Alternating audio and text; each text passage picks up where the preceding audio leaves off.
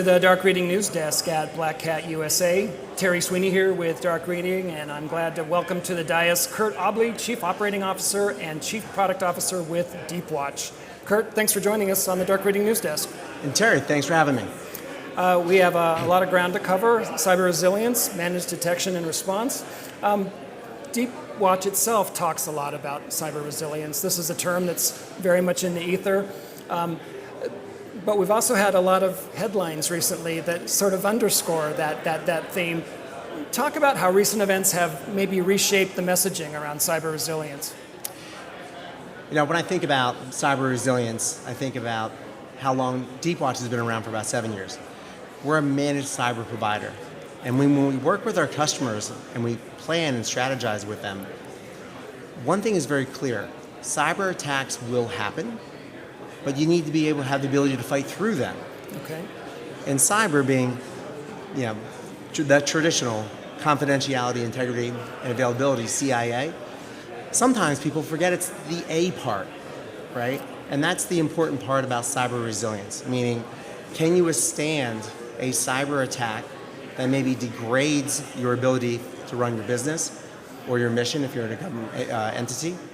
And when you can prevent, detect, and respond, and recover, and still be able to operate your business, now you're becoming resilient. Speedy recovery is really what it's all about, yeah?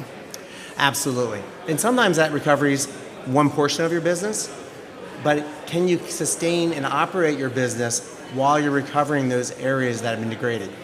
Fair enough. How does the consolidation in the SIM space impact how you work with customers and just the kinds of features that Deepwatch may offer going forward? Yeah, we're SIM experts, but the expertise isn't really about SIMs. It's about helping our customers get to the cyber outcomes they want so they can be resilient. And that's across anything that's important to them. So I think a few years ago, the traditional thinking of an MDR was, hey, just send me all my data, I'll put some magic sauce over it, some AI, whatever it is, and hey, we'll do an analysis and we'll send you some homework. I think the whole market now has significantly changed, and we're seeing that in very product perspective with SIMs. The SIM market, 20 years old. There's a lot of value in SIMs, but they're hard. So you go to a third party, perhaps an MDR or consultant. Now we're seeing the move to cloud native SIMs. SIMs are tightly integrated with those EDR products, someone like a CrowdStrike or others. That tight integration breaks many SIMs. They can't handle that high volume of data. So what's happened, we're seeing consolidation to a smaller number of players in the market. Now, we take an open security data architecture approach. So we always bring the best of the best with our IP and our partners' IPs to help our customers.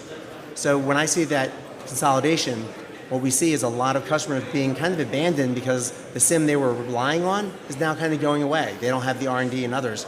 So I think we're going to see a lot of consolidation in the market where customers need to transition not just to a new SIM, but maybe to a new platform and get rid of some of those point tools and run that journey. Sure. Well, so from your perspective, with customers who may be on the fence about SIM versus a managed detection and response service, from your perspective, what's the single biggest differentiator between those two options? It seems to change based on the customer. Some customers have the size of a company to invest all the engineering, the architectural work, to have their own SIM and everything else they need around that, engineering, architecture, operations. Okay. Now, others don't really have that. And then we see a mix. So I don't think it's usually a one or another type of an option. Okay. It's more of what outcomes can you achieve, and have you been able to optimize your cyber spend? Even though security gets a lot more money than they have in the past, it's not unlimited. So people are starting to wonder, hey, you got 120 tools, you bought 2 more, is it really helping? Is it possible that these two solutions could be complementary in some applications? Absolutely. There are companies that say, hey, I know, pick your leading SIM, Splunk, which is a top Magic Quadrant, or CrowdStrike Next Gen SIM, or Chronicle. They're spending millions of dollars in R&D. You could go with an MDR provider that's, well, proprietary, closed. Maybe they have a $30 or $50 million budget to build a SIM competitor or an XDR competitor. Or with what we do, we take a very open approach. We take the best that the industry has, and then we put our technology around it so that you don't have to make a choice of this or that. You get to bring the best together. Is this complementary approach often driven by governance or compliance laws that just require, I guess, extra bulletproofing for infrastructure? So sometimes there's a little confusion around compliance and cybersecurity. They're not really the same thing. Right. So what we are seeing in the market when we work with our customers, we believe there's a great value in the SIM and XDR capability, but let's shape that data, let's optimize the data that's going in there so you're putting the right data into that technology to help you with the people and the process to get to the outcomes you're looking for. But a lot of those compliance and other pieces, what we're seeing is, like we introduced on Tuesday, cyber data lake technology. So now we can put the right cyber data into the right place for the right objective. So SIM, XDR, we'll move cyber data there to get to that cyber outcomes. Maybe you have compliance. You need to keep things for 1, 3, 5, 10 years cost effectively. That's where moving into our cyber data lake, hey, that's fantastic. You have those retrospective hunting, supply chain attacks, investigations for compliance, but it's something that is a lot more cost effective or optimize your cyber spend so that you're not putting it all into a super high performance, AI driven SIM and XDR system and in data that you're not going to use on a regular basis. Talk about some of the other capabilities that you're bringing to expand customers' capabilities this year. We are so focused on our customers, but at the same time, our intelligence and hunt teams are constantly understanding what's happening in the world from a threat perspective, different adversaries around the world. So working with our customers, what we heard is, hey, we want some more technology options. You know, maybe they have CrowdStrike Next Gen SIM, maybe they have Splunk, maybe they have Microsoft Sentinel, maybe they have Chronicle. Hey, that's great. We can use any of those. Each one has its pros and cons.